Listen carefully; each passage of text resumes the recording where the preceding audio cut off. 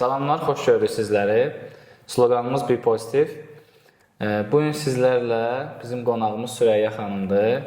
Mən özüm də təlim almışam nitq üzrə. Düzdür, elə tam əməlləmirəm, bəzi problemlər var, onlar üzrə çalışıram. Və hər zaman da bunu səmimi qeyd edirəm ki, 30 yaşım var və 30 il bu parazit sözlərlə biz böyümüşük, amma indi onlar dəyişmək çətin gəlir, amma hədəfimiz var ki, tam sərist olsun. Çünki Azərbaycan dilini çox sevirəm və bunun üçün çalışıram. Xoş gəlmişsiniz Sürəyya xanım. Xoş gördük. Necədir? İşlər necə gedir? Əla, hər şey qaydasındadır. Əla. Bugün istəyirik biz insanlara bu sualları verək. Çünki yəqin ki, mənim kimi Azərbaycan dilini, öz millətini sevən insanlar var. Və onlar da istəyirlər ki, bilsinlər ki, hər kəs nitq üzrə yəni natiqliyi təlimini əldə etməlidir, yəni səlis danışmalıdır yoxsa, çünki hər kəs bu sualı özünə verir və istəyirdim siz həm özünüz haqqında danışın, həm də bu suala cavab verin. Təşəkkür edirəm Ələmdar bəy. Mən Sürəyya Nağıyeva, nitq təlimçisiyəm. Hamı düşünür ki, Azərbaycan dilini bilir, hamı danışır da, gündəlik həyatımızda Azərbaycanca danışırıq və düşünür ki, bu kifayətdir. Əslində kifayət deyil. Çünki biz sözləri bilməyimiz, o dildə danışa bilməyimiz anlamına gəlmir. Əsas odur ki, biz bu dildə özümüzü ifadə edə bilirikmi? Duyğularımızı ifadə edə bilirikmi? Qarşımızdakı insana təsir edə bilirikmi? Bu da əsas. Və mənə görə bəli, insanlar natiqlik demək də doğru, düzgün danışmağa öyrənməlidirlər. Mən hər zaman fikir verirəm. Məsələn, mən böyüdüyüm mühitdə digər rayonların yaşadığı insanlar çox olub.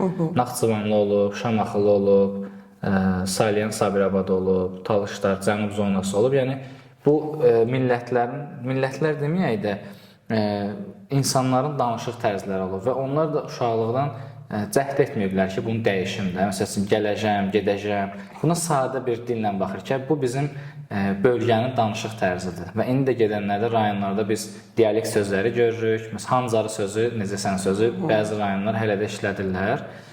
Məncə, hər kəs eyni sözləri istifadə etməyə bacarmalıdır ki, yəni biz tutalım ki, hansısa bir rayondan bir şəxs gələndə, o danışanda hər hansısa bir söz deyəndə biz donub qalmışıq. O sözün mənası nə deməkdir? Ona görə ünsiyyət dili kimi bir dil və bir sözlərdən istifadə etmək lazımdır. Ona görə mənim üçün biraz çətin olur ki, böyüdüyüm mühitdə insanlar çox olub, yəni çox belə fərqli olublar. Və bəzən mənə deyirlər ki, sən Naxçıvanlısan, sən Bakılısan, hətta Salyan, Sabirabad deyirlər, Şamaxı deyirlər. Çünki hər bölgənin bir sözünü götürmüşəm və bu məndən asılı olmayıb. Yəni artıq böyüdüyüm mühitdə həm məktəbdə, həm küçədə oynayarkən və yaxud qonşulara qonaq gedərkən bu artıq bizdə baş verib. Əfsuslar olsun ki, məktəb vaxtıda müəllimlər Azərbaycan dilində buna fokuslanmayıblar. Sadəcə fokuslanıblar qrammatikaya. Düzdür, qrammatik yaxşıdır, hər kəs bilir, amma tətbiq edə bilmirlər. Bəzən də insanlar sual verir ki, biz təlimlərə gedərkən istədiyimiz nəticəni əldə edə bilmirik.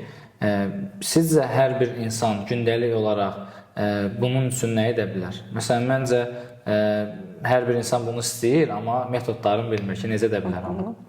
Çox vacib bir məqama toxundunuz, ləhcə. Bəli, ləhcələrimiz birinci onu deyim ki, şirindir, doğmadır. Mən özüm də ailəmlə ləhcə ilə danışıram və bu çox normal bir şeydir. Sadəcə Azərbaycan ədəbi dili də var. Sizin də qeyd etdiyiniz kimi, hərə bir ləhcə ilə danışsa, bir-birimizi anlamaya bilərik. Bu ədəbi dildə ona görədir ki, sanki dilimizi bir çərçivəyə salmışıq və insanlar artıq o çərçivənin içindən çıxmırlar sosiallaşdığı zaman. Təbii ki, ailəmizlə ləhcə ilə danışa bilərik. Bu belə. Və biz bundan qurtula bilərikmi? Əlbəttə bilərik, məşq etməklə. O da ki, təbii ki, sıfırdan başlayırıq. Diksiya məşqləri, çünki təkcə ləhcədəki sözlər deyil, səslər də var. Ən məşhur məsələlərdən biri C problemi, C, necəsən. Bu cür tələffüzü düzəltmək üçün birinci məşq etmək lazımdır. Biz artikulyasiyamızı möhkəmləndirməliyik, dil, dodaq və çənəmizi aktivləşdirməliyik. Daha sonra bu səslərin tələffüzünü öyrətməliyik buradakı əzəlilərimizə. Öyrətdikdən sonra onu düzəltmiş oluruq. Digər məsələlərə gəldikdə isə sözlərin və yaxud da ki, başqa məsələlər ola bilsin, orada vurğu var, tonlama var. Bunları da düzəltmək üçün təqlidlər edə bilərik. Mən həmişə fikir verirəm kitab oxumaq məsələsində. Məsələn, mən düşünürəm ki, bizim səlis danışmağımızda və sözlərin daha zəngin olmağını istəyiriksə, kitab oxumaq lazımdır. Mən məsələn kitab oxuyaraq dilim daha da zənginləşir. Amma bəzən əvvəl olurdu ki, parazit sözləri çox istifadə edirdim və bəzən də eyni sözləri deyirdim və yaxud çalışırdım ki, mən bu sözü daha necə aydın şəkildə qarşı tərəfə çatdıra bilərəm. Bu bir növ mənə kitablar kömək elədi. Gündəlik oxuduğum kitablar, bədii ədəbiyyat, detektiv, yəni istənilən kitabları oxuyurdum ki, baza yaransın. Bu da məndə ingilis dilində yarandı. İngilis dilində mən artıq kitablar oxuduqca yeni sözlər gəlir, sinonim, antonim sözlər gəlir və bu mənə daha rahat olurdu ki, fikrimi aydın izah edim. Çünki bir dili bilmək üçün məncə söz bizə daha yaxşıdır ki, aydın şəkildə danışaq. Və bu kitabların, məsələn, indi aydın şəkildə danışanda, səliqəli dillə də bizə səliqəli bu sözləri tapıb danışanda insanlara maraqlı gəlir ki, bu necə baş verdi. Mən bunu kitab edirəm, amma bizim cəmiyyətdə elə insanlar var ki, yox, kitab oxumaq mənlik deyil, və yaxud deyir, kitab oxumaq vaxt itkisidir. Belə insanlar da var. Düzdür, bəlkə də az bir faizdir, amma bu insanlar da var. Sizcə danışıq üçün nə lazımdır? Yəni, məsələn, aydın şəkildə danışmaq, natiqlikdən əlavə, burada bəlkə də natiqliyin bir qolları var, hansılar ki, insanlar onları da bilməlidirlər. Yəni, gündəlik həyatda necə bunu inkişaf etdirə bilərlər? Kitab oxumaq məncə də vacibdir. Həm bizim dünya görüşümüzü artırır, düşüncəmizə kömək eləyir. Eyni zamanda söz ehtiyatımızı artırır. Amma söz ehtiyatının çox olması özümüzü ifadə etməyimizə yardımcı olmaya bilər. Məsələn, bizim dövrün uşaqları nə edirdi? İngiliscə sözlər 10, 20, 30 söz öyrəndik. Amma gedib sabah özümüzü ifadə edə bilmirdik. Cümləni qura bilmirdik. Çünki orada qrammatika da var, başqa məsələlər də var. Söz öyrənmək burada kifayət etmir. Və yaxud da ki, kitabı deyək ki, oxuduq, ürəyimizdən oxuyuruqsa, o söz səslənmirsə, qulaq eşitmirsə və yaxud da ki, biz ürəyimizdən o sözü necə yazılıbsa elə oxuyuruqsa, onun heç bir mənası, faydası olmayacaq bizə. Əgər bunu bir məşqə çeviririksə, deyək ki, bir abzası başlayırıq oxumağa, orada orfoepiya qaydalarını əməl eləyirik, vurğuya, tonlamaya və yeni öyrəndiyimiz sözlərin üstündən xətt çəkirik, belə işarə eləyirik. Sonra dostlarımızla danışdığımız zaman o sözləri istifadə eləyiriksə, onu artıq lüğətimizdə aktivləşdirmiş oluruq. Bir də, oxuduq deyək ki, bir informasiyanı, çox maraqlı bir məlumatdır.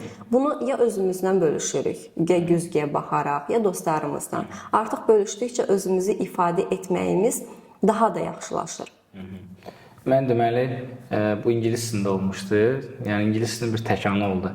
Müəllim sözlər verir, siz dediyiniz kimi 20 söz və bu sözləri gündəlik danışıqda istifadə etmək lazım idi. Bu çətin proses idi insanlar üçün, amma məndə bir müddətdən sonra çox rahatlaşdı. Yəni, fantaziyalar qururdum.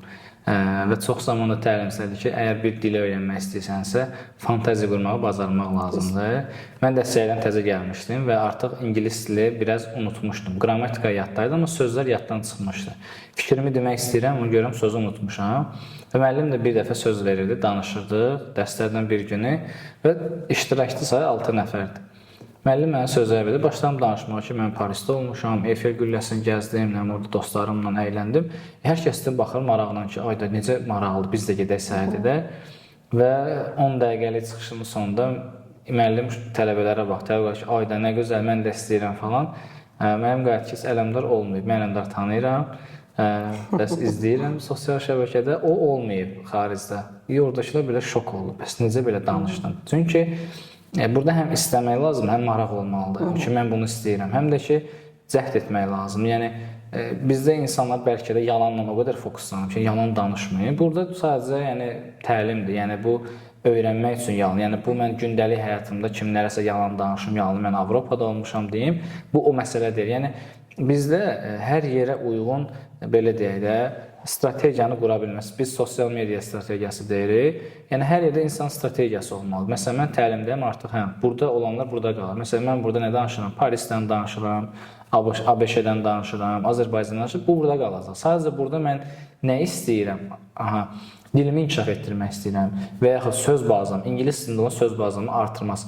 Bu olmalı. Bizdə əfsus olsun ki, hər şey bir cür düşünürlər. Yəni, düşünür ki, orada yalan danışacaq. Olmaz belə şey. Bunu gündəlik həyatda deyirdi. Məsələn, təlimə, kursa gələndə, universitetə gedəndə magistr təhsil almağa bunu yolda edirdim öz-özümə. Məsələn, maşınlar təmirə getdi, metropolitində müsahibəyə getdim, müsahibədən çıxdım, nəticə necə? Bunu ingilis dilində danışırdım. Buna brainstorm, yəni beyində qurulan hekayələr və əslində yaxşı bir şeydir. Çünki mən bunu indi keçdiyim SMM təlimdə qeyd edirəm ki, müsahibə hazırlığında əsas məsələ siz özünüzü deməyək də bir düşünün ki, bir məhsul satmağa çalışırsınız. Yəni öz keyfiyyətlərinizi daha yaxşı şəkildə qeyd etməsi və tələbələr deyir ki, yalan danışaq. Deyirəm, niyə siz bunu yalan danışmaq kimi? Siz sadəcə öz məhsulunuzu təqdim edirsiniz ki, məsələn, mən bu çəkilişi edə bilirəm, mən kontent yarada bilirəm, filan şirkət üçün kontent yaratmışam. İndi orada artıq yumşaq bacarıqlar da onların da öhdəliyi var ki, məsələn, insanlarla ünsiyyət qurmaq, neqativləri idarə etmək, problemləri həll etmək, vaxtın düzgün idarə edilməsi, bunlar hamısı rol oynayır. Və sadəcə mənim maraqlı ki, insanlar niyə buna yalan kimi baxır da? Yəni ilk baxışda sadəcə hər yerdə biz yalandır. Yəni kursda yalan danışırıq, təlimdə yalan danışırıq, dərsdə yalan da. Yəni bizim məqsədimiz axı yalan danışmaq deyil. Mən bir çox da fikir verirəm ki, məsələn, natiqlik indi inkişaf edir bizim cəmiyyətdə.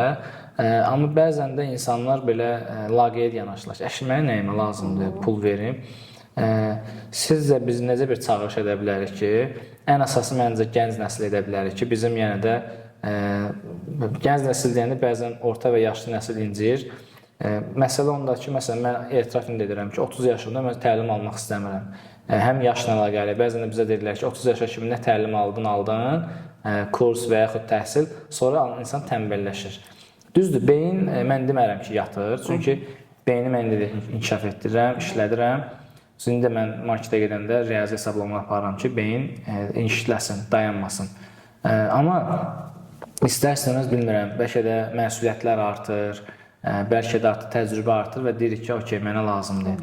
Amma biz necə bir çağırış edə bilərik ki, gənclər daha çox gəlsinlər. Yəni, gənclər beyinləri ağ vərəqdir, yaddaşları yaxşıdır, onlar üçün daha yaxşıdır ki, onlara da olur parazit sözlər, belə deyək, düzgün danışıq olmayıb, Azərbaycan sözləri daha səlist istifadə edə bilmirlər. Necə bir çağırış edə bilər? Sizcə bunun üzərində çalışmaq olar? Yoxsa çıxaq gedək Avropaya? Yox, təbii ki, çalışmalıyıq deyə düşünürəm. Çox qəribədir ki, müraciət edənlər 20'li yaşlar deyil, 30'lu yaşlardır. Və güman ki, o yaşlarda biz məsuliyyətlərimizin fərqində olmuruq. Ona görə də ki, bunun vacibiyyətinin fərqində olmadığımıza görə bunun üzərində işləmirik. Amma 30'lu yaşlarda, mənim bir çox tələbəm 30'lu yaşlarda olur və onlar bilirlər ki, bu vacib bir şeydir. Bilirlər ki, hər şeyi özlərini ifadə etməkdən keçir. Bir insan bayaq da dediyim kimi, Azərbaycan dilində bilməyimiz, səhər durub kiməsə salam verməyimiz, yemək yeyirəm, gedirəm, gəlirəm deməyimiz işimizi təqdim etməyimizə kifayət etmir. Biz əgər bir iş görürüksə, bir sahədə özümüzü uğurlu hesab eləyiriksə, bunu dilimizlə təqdim eləyirik. Ona görə bu çox vacib bir məsələdir. Burada təkcə vacib məsələ olan sözlər və s. deyil, ona bir də toxunacağım ingilis dilinə müqayisəli şəkildə. Burada vacib olan məsələlər bizim səsimizin tonudur, bizim hansı intonasiyamızı, hansı səslə biz vurğuluyuruq sözlərimizi. Bunlar çox vacib məqamlardır. Bədən dilimiz də vacib məqamlardan biridir. Göz kontaktımız. Bəzən olur ki, tələbədir, universiteti yeni bitirib, işə müraciətə gedir. Amma bu şəkildə oturur, başı aşağı utanır, gözünü qaçırdır, bu şəkildə danışır. Artıq onu işə götürən insan baxır ki, necə işləyəcək, necə müştərilərlə ünsiyyətə girəcək. Budur məsələ. Bir də ingilis dilinə çox yaxşı toxundunuz ki, mən ingilis dilində belə eləyirdim, hekayə qururdum. Görürsünüz, indi gənclərin hamısı ingilis dilini öyrənəndə bu məsələləri tətbiq edirlər. Əslində bizim dilimiz də bir dildir və bu dili öyrənərkən də eyni metodları tətbiq eləyə bilərik. Biz məşqlərdə bunu etmişik zamanında. Yeni sözlərimiz var, o sözləri istifadə eləyərək hekayələr qururuq, uydurmalar eləyirik və bu yalan deyil. Bu sadəcə öyrənmə prosesinin hissəsidir. Çox normaldır. Siz demiş. Burada edirik, gedib real həyatımızda yalan danışmırıq ki. Mən həm də kitabla bağlı, mən bəzən kitabları səssiz oxuyurdum. Bəlkə də bu yenə də olduğumuz mühitdən asılı idi ki, məsələn, universitet həyatında elə bir dərslər olur ki, sıxıcı dərslər olurdu. və yaxud müəllim sıxıcı olurdu laboratoriyada. Biz kitabı məsələn dərsdə oxuyurduq. Burada da yenə də məsələn indi cavan valideynlər biraz daha yaxşıdır, açıq düşüncəli, açıq fikirli olurlar. Bu yaxşı bir şeydir ki, biz inkişaf üçün çalışırıq və istəyirik ki, sağlam mühit yaransın. Sadəcə yenə də problem ondadır ki, məsələn valideyn özü kitab oxumur. Amma göstərir ki, mənim uşağım kitab oxusun. Nadir hallarda ola bilər. Amma yenə də güzgü məsələsidir. Yəni uşaq evdə baxır ki, ata-ana nə işlə məşğuldur. Bir telefon, kompüter deyəndə hər kəs pisləməyə başlayır. Olmaz. Əgər oradan faydalı bir məlumat götürürsə, tamam, icazə vermək olar ki, müəyyən qədər istifadə etsin. Sadəcə bizdə kitab oxumaq məsələsi çox belə aktual məsələdir. Biz əvvəlki podkastda da danışdıq Mürşid bəylə, yazarla. Bizdə insanda bir trend var, kitab trendi ki, yəni mən bu ay 5 kitab bitirdim, 1 il ərzində 10 kitab bitirdim. Bunun da natiqlik tərəfindən deyim ki, yəni mən məsələn hər kitab oxuyanda onu çalışdığım qədər məsələn biz aldığımız təlimdən sonra tətbiq etməyə başlamışam. Səsli oxuyuram, tələsmirəm. Çünki əvvəl mən fikir verirəm ki, oxuduğum sürətli kitabı sürətli oxuyurdum və bu mənim nitqimə təsir etmişdi. Ona görə sürətli danışırdım. İndi amma o sürəti azaltmışam. 2x-ə düşüb 1x-ə. Amma bəzən də belə sıxılıram ki, mən niyə yavaş danışıram? Çünki oxuduğum sürətli kitab mənim sürətli danışığıma kömək edir, sürətləndirib danışırdı. Ona görə bu WhatsApp və digər proqramlarda 2x özəlliyi mənə çox kömək edir. Bilmirəm, yəni də insanlar deyir ki, bəlkə də bu danışıqla əlaqədir, amma mən bəzən elə insan var ki, məsələn 2x-da belə çox səlis, çox yavaş danışır ki, salam, bilirsən, mən yazacaqdım. Yəni 2x-da mən bunu dinləyirəmsə, 1x-da tamamilə yəni uzundur. Yəni bu bəzən də bizdə insanlarda necə deyim, dərk etmirlər, yoxsa mən belə istəyirəm. Bəzən də səs olur ki, çox yavaşdan gəlir də, səs belə quyunun dibindən gəlmiş kimi deyirəm. Yəni mən yüksək səslə dinləyirəm, qulaqcıqla dinləyirəm, görürəm yenə yox, səs gəlmir. Yəni bir hörmət də deyil, bu sadəcə belə deyim, mən məsuliyyət deyirəm də, yəni qarşımızdakı olan şəxsi məsuliyyətdə. Amma mən hiss etmişəm ki, səlis danışmağım, oxuduğum kitablarla səlis danışmağım mənə çox kömək edir. Tədbirlərdə, seminarlarda, görüşlərdə və bəzən də daha yüksək vəzifədə olan şəxslərin bizə o təşəkkür etməsi, ki, cəmiyyət üçün faydalı işlər görürsünüz və danışığınız tam səlis Azərbaycan dilində, bu biraz da bizə qürur hissi verir. Hətta belə bir şey dünən baş verir. Deməli, kart sifariş vermişdim.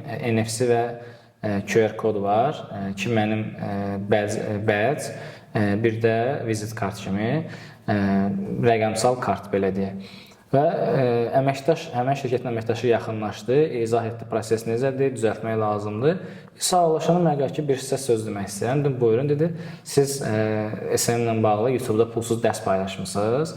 1 il qabaq, dedi, ya 6 ay qabaq səhv etdim, dedi, bu aldığım, dinlədiyim sizin təlimdən sonra getdim, təqaüd aldım. Hansısa dedi şirkətdə SM-ilə bağlı təqaüd olub, orada təqaüdü qazandım. Yəni bu da əslində bizə bir qürur hissi verir. Burada mənə pul vermədi, hər hansı bir şey etmədi, sadəcə mənim gördüyüm iş geri qayıtdı.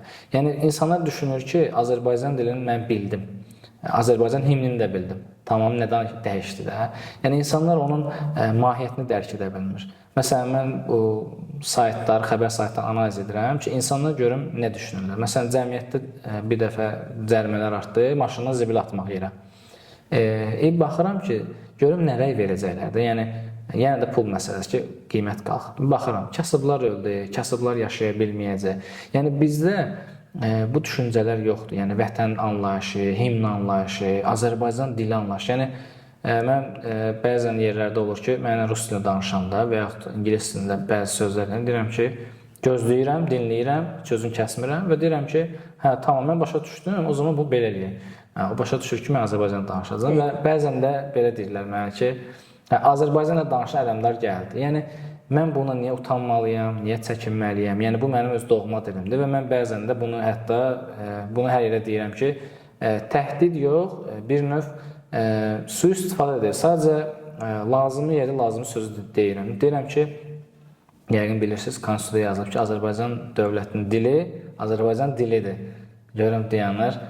Biz nə deyirik ki, deyirəm zəhmət olmasa mən Azərbaycanla danışım, sənədləşmə Azərbaycan dili olsun. Yəni bizdə insanlar bir növdə bunu bilmirlər. Bilmirəm sevgidən irəlidir və qanunları bilməməkdən irəli gəlir. Sizcə bu nə ilə əlaqəlidir? Yəni insanlar sevmirlər dili, yoxsa qanunu bilmirlər. Yəni burada nəsə bir problem var ki, onu həll etmək lazımdır ki, insanlar başa düşsünlər ki, yəni məsələn Gürcüstana gedəndə gördüm gürcülər öz dilini sevir. Mən rus dilində danışıram, cavab vermirlər. Və yaxud ermənilər olsun bizim düşmənlərimiz və yaxud ruslar özü olsun ki, onlara başqa dildə sual verəndə cavab vermirlər. Bu nə ilə əlaqəli ola bilər sizcə? Çox maraqlı və məncə dərin sualdır. Bu sualın cavabını tapmaq məncə bizim üçün çətin olacaq. Qanunla əlaqədar deyil. Qanunu məncə hamı bilir. Birinci sinifdən bu yana hər an eşitdiyimiz bir söz, cümlədir o. Və belə bir ifadə var, dilimiz bizim kimliyimiz. Ola bilsin ki, bizim cəmiyyətimiz, mühitimiz, ailəmiz bizə bu dili sevdirə bilməyib. Ola bilər. Ya mənə sevdirib, ona görə də bu peşə ilə məşğulam. Amma bəzi insanlar bu dilin mahiyyətini, ümumiyyətlə bu dilin yox, öz doğma dilinin, hər bir insan öz ana dilinin mahiyyətinin bəlkə fərqində olmadığı üçün belədir. Fərqində olmaq nə deməkdir? Sən bilirsən ki, burada dünyaya gəlmirsən və sənin dilin budur, ana dilin və sən ilk bu dili öyrənirsən. Və sən nə bilirsənsə, nə düşünürsənsə, bu dildə düşünəcəksən. Və sənin düşüncən bu dildə formalaşacaq. Bu çox önəmli bir şeydir. Həyatı da bunun... Həyatı buna dərki, bu dildə dərki. Yəni sən bir məsələyə anlam verəndə bu dildə verəcəksən. Əgər sən bu dili həqiqətən bilmirsənsə, o məsələyə anlam da verə bilməyəcəksən, düşünə bilməyəcəksən. Mən qarşıma çox tələbə çıxır. Görürəm ki, buna baxıb fikir bildirə bilmir. Çünki sözə ehtiyatı yoxdur və cümlə qurmaq bacarığı yoxdur. Fikirləşmək yoxdur da bu dildə. Həmin o brainstormda, yəni hekayə qura bilmir ki, məsələn, deyirəm ki, bu gül haqqında danışa bilərsiniz, deyir, heç nə. Güldür də, yəni stolun üstündədir. Yəni tamam da, bu deyil axı məsələn. Bunu mənalandıra bilmir. Çünki mənalandıracağı cümlə quruluşları beynində yoxdur. Çünki dili zəif bilir. Halbuki o soruşsaq ki, hansı dili bilirsən, deyəcək Azərbaycan dili. Seriallara baxdığı üçün türk dili. Halbuki dil bilmək ancaq bu demək deyil. Gündəlik danışdığımız dil deyil, məişət üslubu deyil.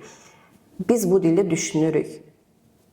Həyatımız bu dildə. Yəni mən bəzən də fikir verirəm ki, bu sevgidən bəlkə də qaynaqlanır. Ailə sevgisi, ailə qayğısı.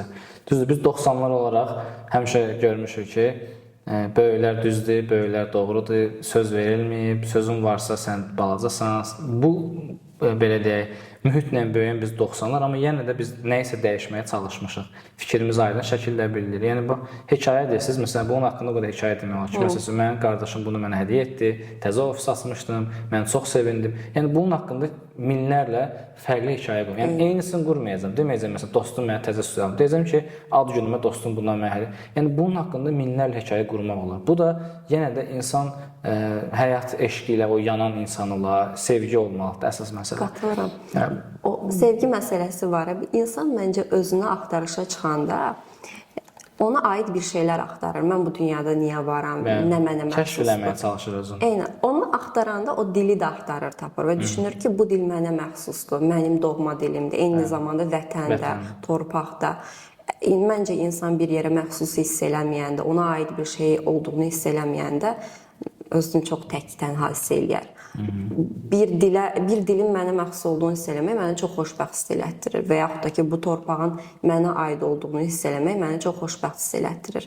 Güman ki, o insanlarda bunun bir mahiyyəti yoxdur və yaxud da özlərini axtarışa çıxmayıblar bununla bağlı. Mən fikirləşirəm ki, bu yəni ki, bizdə tək deyil, bu ümumən dünyada belədir. Yəni, məsələn, mənə sual verir ki, yaxşı, sən məsələn, İspaniyada doğulsaydın, necə deyirəm ki, yəni İspan dilini sevəcəm. Yəni, burada ölkə və yaxud belə deyək, bayraqlar, himnlər fərqli. Amma yeri gələndə bizim himnimizin sözləri daha belə deyək, mesaj ötürən bir sözlərdir. Himnin səslənməsi fərqlidir. Bayrağın özünün belə rəngləri belə insanlara o mesaj ötürür.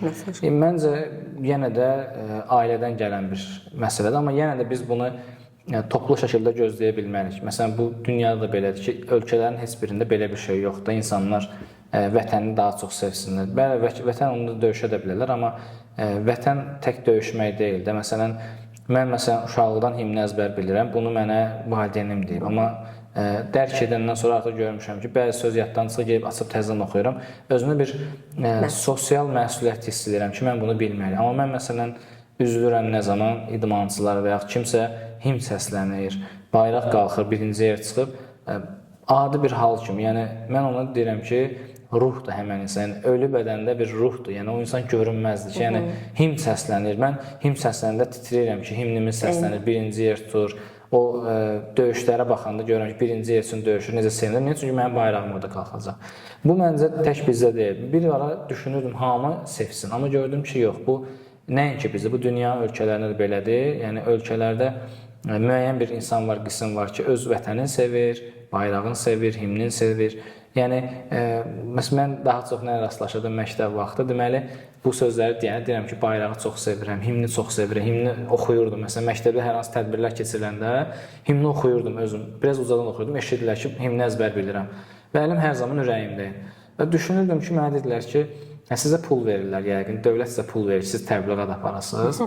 Yəni, bu onda mənə qəribə gəlir. Amma indi düşünürəm ki, həqiqətən İnsanlarda sevgi olmayıb da, yəni sevgi olmayıb deyə o bilmir ki, məsələn, vətənə sevgi nədir, belə deyək, bayrağa, millətə, himnə sevgi nədir, yəni onu qorumaq nədir, yəni bayraq yerə düşür, mən onu niyə yerdən götürürəm, yəni parçat da, yəni əslində, niyə götürürüm, yəni insanlar bu mahiyyətini dərk eləmir, yəni bizdə də olub, mən məsələn 15 yaşıma kimi dərkindim, bayraq da düşdüm, əsas bayrağım yuxarıdadır, amma sonra dedim ki, yox, istəyir balaca olsun, istəyir böyük, bayraq yerdə olmalı, düşdü, mən onu yerdən götürməliyəm və yaxud kimsə mənim bayrağımı yerə çəkirsə, mən onu yerdən siləcəm.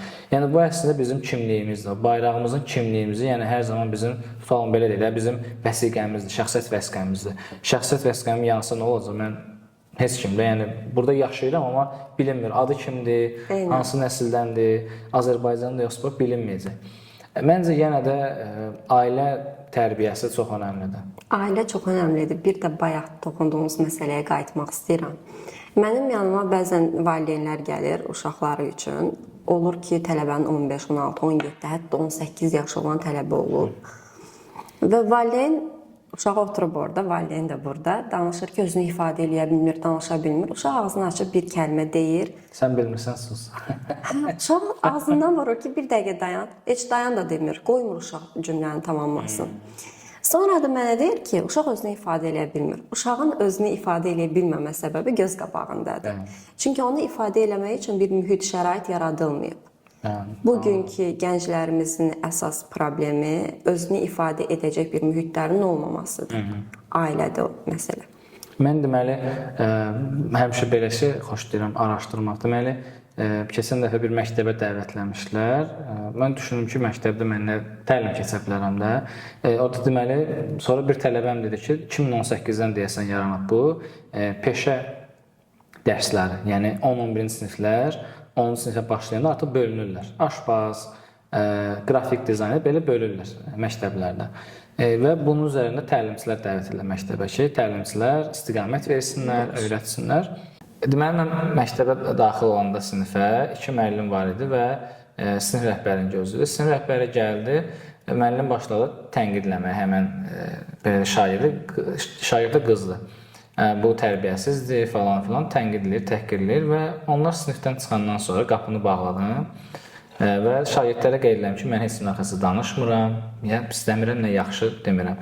Sadəcə bu düzgün yanaşma deyil, fərdi şəkildə artıq danışmalıdır. Və 10 dəqiqə ərzində mən tələbələri ələ almağa çalışdım və qeyd etdim ki, istəsəniz rahat şəkildə çıxa bilərsiniz, məndən icazə almağa ehtiyac yoxdur. Əgər hər hansı bir sualınız varsa, əlinizi qaldırın, sualı verin. Mənim sözümü kəsmək demək deyil bu.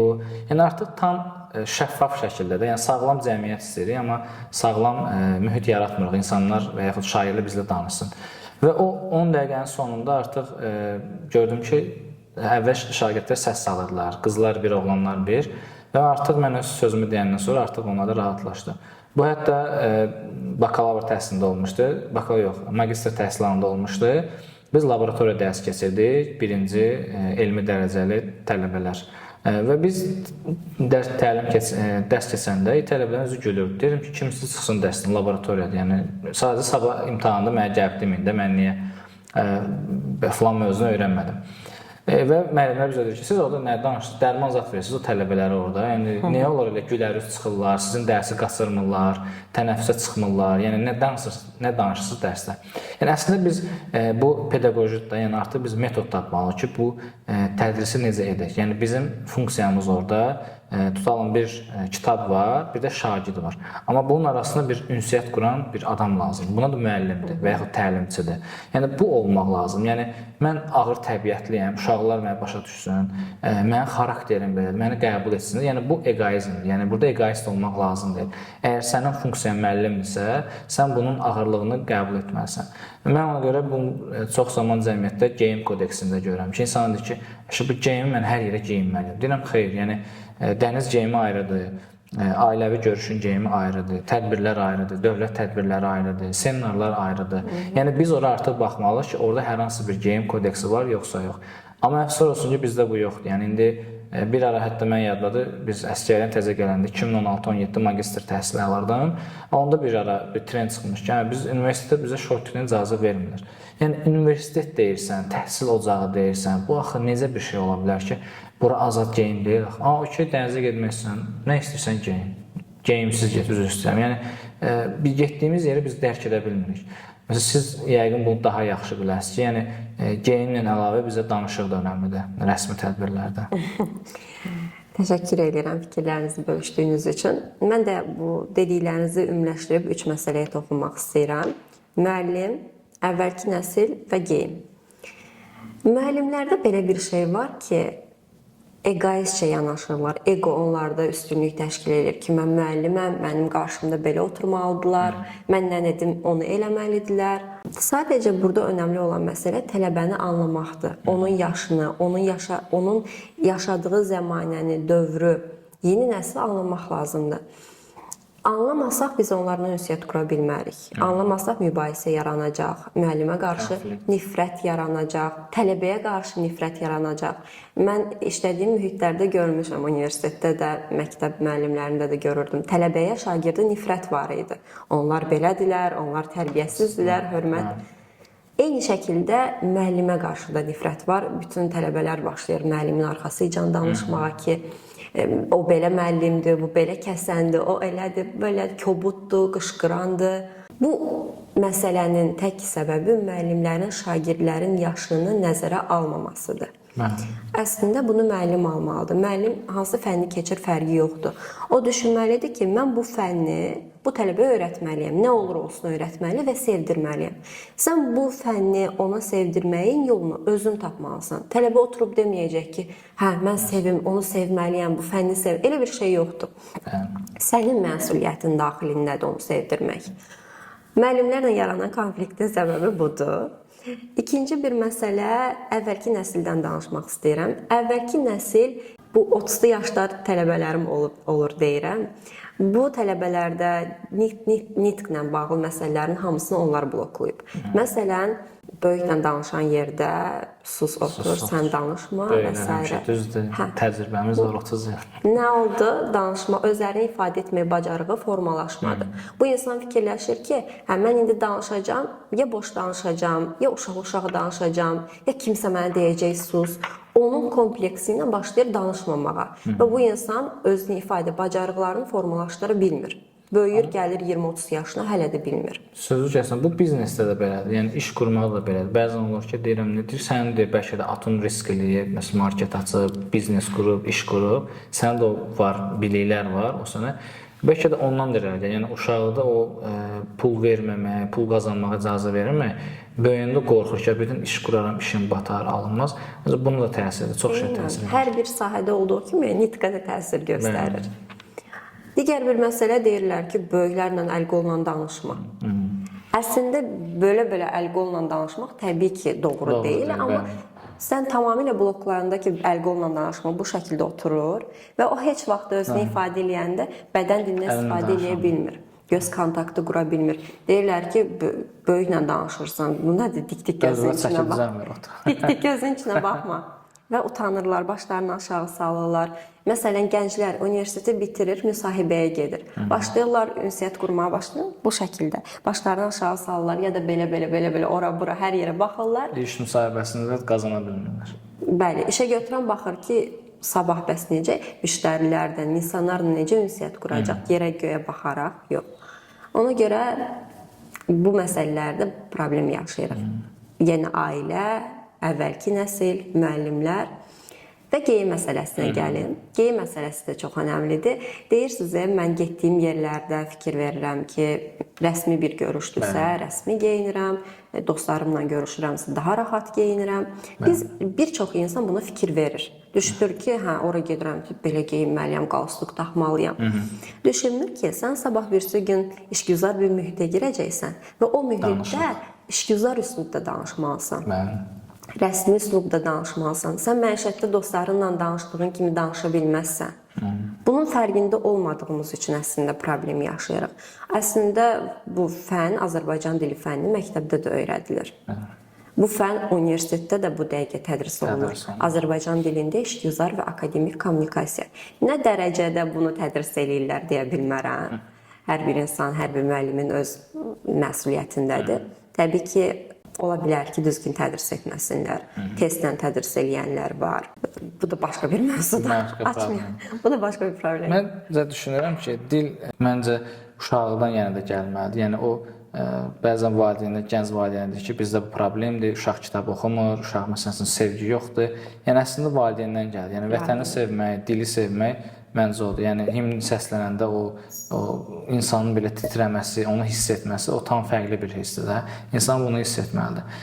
Günümüzdə də bu problemlər var və tələbələrdə oldu görürəm ki, yəni də qapanmalar var, qısılmalar var, utanmalar var. Mən hətta təlimə qeyd edirəm ki, istədiyiniz qədər sual verə bilərsiniz. Heç bir sərhəd bariyeri yoxdur ki, mənə təlim müddətində 2 sual verin, başqa sual verməyin. Biz əgər inkişaf etmək istəyirsə, biz dinləməliyik. Yəni bu gələn gənc nəsil, Z nəslin mən hər zaman dinləməyə üstün tuturam. Deyirəm ki, hətta elə bir tələb ola bilər ki, məndən üstün bilə bilər. Hər hansı bir mövzuda məndən üstün bilir. Bu demək deyil ki, mən təlimçi deyiləm, artıq peşəni bitirməliyəm. Xeyr, sadəcə mən onu qəbul etməliyəm. Məsələn, biz universitet vaxtı gördüm, müəllimlər kompüterdən oxuyurdu, A4 kağızlar bizə verirdi. Yəni özü dərk etmirdi, özü də oradan oxuyurdu, tədris edirdi. Yəni deyirəm ki, artıq yeni bir zaman gəlib, slide showlar gəlib. Onda bizim 2011-15 bakalavr təhsilində təzə-təzə elə PowerPoint belə başlayırdı. Və dedim ki, bizə slide showlar göstərin, bizə maraqlı şəkillər göstərin. Yəni biz avtomatik edəndə ancaq yazılar görürük. Yəni avtomatikada robotlar biz görək, aparın bizi praktikaya.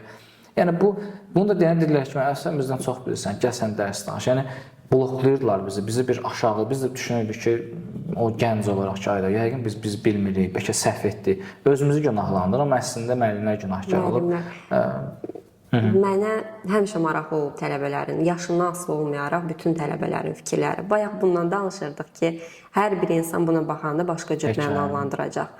Həmişə maraqlı olub ki, mənim bu danışdığım mövzunu o qarşımdakı insan necə mənalandıracaq, necə ifadə eləyəcək. Onun ifadə eləyiş şəklindən mən də nəsə öyrənmiş oluram. Həmişə, əgər bir müəllim o prosesə öyrətmə yox, o da öyrənmə prosesi kimi baxsa, məncə o müəllim uğurlu olacaq. Hə, mən buna həmcə belə fikir edirəm. Deyirəm ki, məsələn, bir kitabda oxumuşdum. Deməli, yaxşı insanlar və pis insanlar, bizi sevən və sevməyən insanlar bizə fikir bildirirlər, tövsiyə verirlər ki, məsələn, bunu al və yaxud bunu alma. Mən hər zaman nə edirəm? Pis və yaxşı insan olur, kim olur olsun, onu dinləyirəm. Vəzifəsindən, işindən, milliyyətini dinləyirəm. Və sonra analiz edirəm. Mənim üçün bu yaxşıdır, yoxsa pisdir. Bəzən o kitabda qeyd etdim, deyir, elə bir insan ola bilər ki, sənin onu nifrət edirsən, o da səni nifrət edir. Amma istəməkdən sənə yaxşı bir məsləhət ötürə bilər və yaxud tövsiyə. Ona görə mən də gənc nəslə deyirəm ki, ola bilər bəlkə də mən sizə nəsihət verəndə yaxşı bir tövsiyə verəm bilər, amma siz mənə tövsiyə verə bilərsiniz. Ona görə deyirəm ki, danışarkən düşünməyin ki, bu qarşımızdakı təlimçidir, müəllimdir, nəyisə deyərik, inciyir. Xeyr, deyirəm, açıq mühitdə danışmamız. Bəzən tələbələrim gecikir təlimə, deyirəm ki, heç bir problem yoxdur. Bir də keçən dəfə olmuşdu, yarım saat tələbə gecikir. Zəng edirdim, cavab vermirdi, WhatsApp-da yazıram. Özüm narahat oldum. Sonra gördüm, WhatsApp-da yazır, gəlirəm, yoldayım. Bir qaça-qaça gəlib qan tərsinə, deyirəm, nə olub, deyirəm, bəs gecikdim də. Deyirəm ki, nədə məsələ? Görürəm çəkinir. Deyirəm ki, rahat şəkildə deyin, açıq şəkildə, burada utanmayın.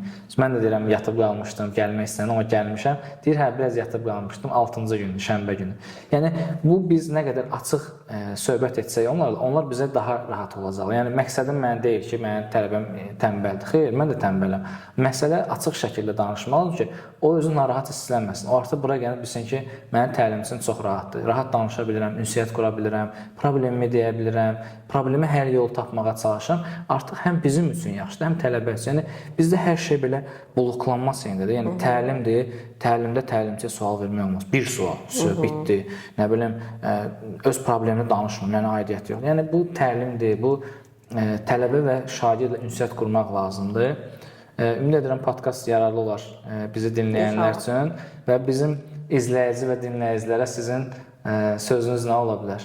Son sözüm, ilk başda kimlik məsələsinə toxunmuşduq və yenə də o məsələyə toxunmaq istəyirəm ki, inşallah hər kəs, təbii ki, istəyən, sevən insanlar öz kimliklərini taparlar. İnşallah. Sloqanımız bir pozitiv, bizi izləmədə qalın.